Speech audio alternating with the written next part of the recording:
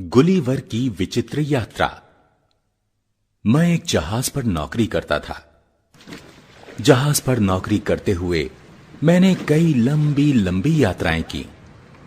एक बार दक्षिणी सागर से पूर्वी द्वीप समूह की ओर जाते हुए हमारा जहाज तूफान में फंसकर चकनाचूर हो गया। सौभाग्य से मैं तैरकर किनारे पर आ गया और थककर वहीं लेट गया। जब मेरी नींद खुली तो मैंने अपने आप को पतले पतले धागों से बंधा पाया। मैं आश्चर्य में पड़ा सोच रहा था कि कोई चीज मेरे पैरों पर रेंगती रेंगती मेरी छाती पर आ खड़ी हुई। ये एक मानव आकृति थी, छोटी सी, लगभग 1 बालिश ऊंची। कुछ देर बाद उसी प्रकार के सैकड़ों प्राणी मेरे शरीर पर चढ़ आए। मैं जोर से चिल्ला उठा, कौन हो तुम? कौन हो तुम? मेरा चिल्लाना था कि वे लोग लुढ़कते लुढ़कते और चीखते चिल्लाते भागे। इसके बाद मैंने उठने का प्रयत्न किया तो कुछ धागे टूट गए। यह देखकर उन लोगों ने मेरे ऊपर सुई जैसे पतले पतले तीरों की वर्षा आरंभ कर दी। मैं समझ गया कि चुपचाप लेटे रहने में ही भलाई है। अब उन अद्भुत प्राणियों ने तीर बरसाना बंद कर दिया। उनमें से एक कुछ दूर ऊंचाई पर खड़े होकर जोर जोर से चिल्लाकर कुछ कहने लगा। मैंने हाथ हिलाकर उसे समझाने का प्रयत्न किया कि मैं उनकी भाषा नहीं समझता। फिर बार बार अपना हाथ मुंह की ओर ले जाकर मैंने इशारा किया कि मैं भूखा हूं। वो मेरा इशारा समझ गया। बस फिर क्या था, मेरे मुंह के पास सीढ़ी लगा दी गई और सैकड़ों लोग टोकरियों में खाने का सामान ला लाकर मेरे मुंह में उड़ेलने लगे। जब पानी पीने का इशारा किया तो उन्होंने कई पीपे मुंह में उड़ेल दिए। उन्हें आश्चर्य हो रहा था कि मेरा पेट है या कुआं। थोड़ी देर में ही मेरी पलकें भारी हो गईं और मैं गहरी नींद में सो गया। खड़खड़ खड़खड़ की आवाज से जब मेरी नींद टूटी तो ये देखकर मेरे आश्चर्य का ठिकाना न रहा कि एक गाड़ी में रखकर मुझे कहीं ले जाया जा रहा था। उन छोटे छोटे लोगों की एक विशाल भीड़ हथियार लिए मेरे दाएं बाएं चल रही थी। मैं समझ गया कि मुझे कैद कर लिया गया है। मेरे वहां पहुंचते ही लिलीपुट वासियों की एक विशाल भीड़ मुझे देखने के लिए उमड़ पड़ी। मेरे पहाड़ जैसे शरीर को देखकर सब लोग आश्चर्यचकित थे। लिलीपुट के बादशाह ने मुझे एक पुराने मंदिर में कैद कर लिया। संभवतः राजधानी में यही एक ऐसा स्थान था जिसमें मैं झुककर घुस सकता था। शेष मकान तो खिलौने जैसे थे।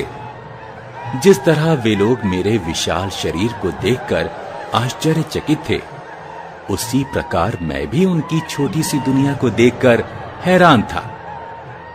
कुछ शरारती लोग मुझ पर तीर चलाने लगे। एक तीर मेरी बाईं आंख पर लगा।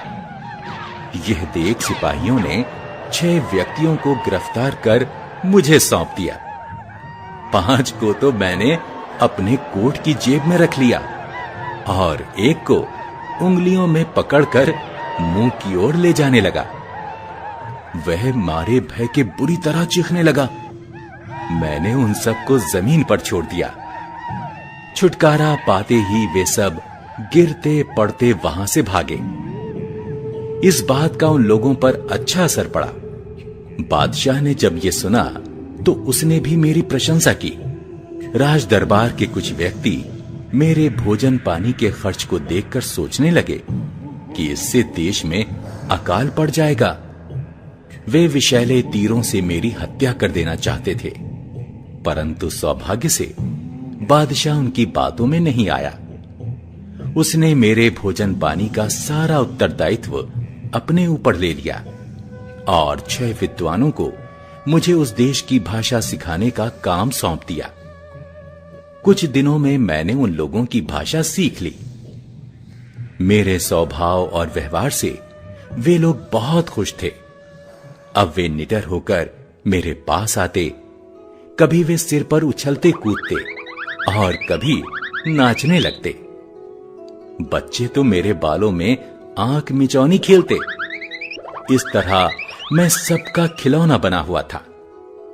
एक दिन मैंने बादशाह से अपनी मुक्ति के लिए प्रार्थना की। उसने मुझे इन शर्तों पर मुक्त करना स्वीकार किया कि मैं बादशाह की आज्ञा के बिना कहीं आ जा नहीं सकूंगा, और किसी देश से युद्ध छिड़ जाने पर मैं लिलीपुट वासियों की सहायता करूंगा। कुछ दिनों बाद मुझे ज्ञात हुआ कि पड़ोसी देश ब्लेफुस्को के बादशाह ने एक शक्तिशाली जहाजी बेड़ा तैयार कर लिया है। वह लिलीपुट पर चढ़ाई करने का अवसर देख रहा है। मैंने उन लोगों की सहायता करने की एक योजना बनाई। कुछ रस्सियां और कांटे लेकर मैं ब्लेफुस्को की खाड़ी की ओर चल दिया। यह खाड़ी मेरे लिए विशेष गहरी न थी, पर उन लोगों के लिए तो ये महासागर से कम न थी। मैंने खाड़ी में घुसकर वहां खड़े सब जहाजों को कांटों में फंसा लिया और उन्हें खींचता खींचता लिलीपुट की ओर चल दिया। ब्लेफुस्को के सैनिक मेरे ऊपर तीर बरसाने लगे, पर चश्मे और चमड़े के कोट के कारण उनके तीर मेरा कुछ न बिगाड़ सके। ब्लेफुस्को के जहाजों को खींचकर जब मैं लिलीपुट की खाड़ी में ले गया तो वहां के बादशाह और लोगों ने प्रसन्नता से उछल उछल कर मेरा स्वागत किया। बादशाह ने मुझे अपने देश की सबसे बड़ी उपाधि से सम्मानित किया। एक दिन मैं लिलीपुट खाड़ी के किनारे घूमता घूमता दूर जा निकला। वहां मुझे पानी में एक बड़ा तख्ता तैरता दिखाई दिया। ध्यान से देखने पर ज्ञात हुआ कि वह एक उल्टी नाव थी। उसे देखकर मैं खुशी से नाच उठा। वह नाव नहीं, मेरी आशाओं की ज्योति थी। कुछ दिनों बाद मैंने बादशाह से अपने देश जाने की आज्ञा मांगी। उन्होंने मुझे बड़े प्रेम से विदा किया और बहुत सी भोजन सामग्री मेरी नाव पर लदवा दी। सौभाग्य से रास्ते में एक जहाज दिखाई दिया। यह देख मेरी प्रसन्नता का कोई ठिकाना ना रहा कि वह जहाज मेरे ही देश का था। जहाज के नाविकों ने मुझे ऊपर ले लिया।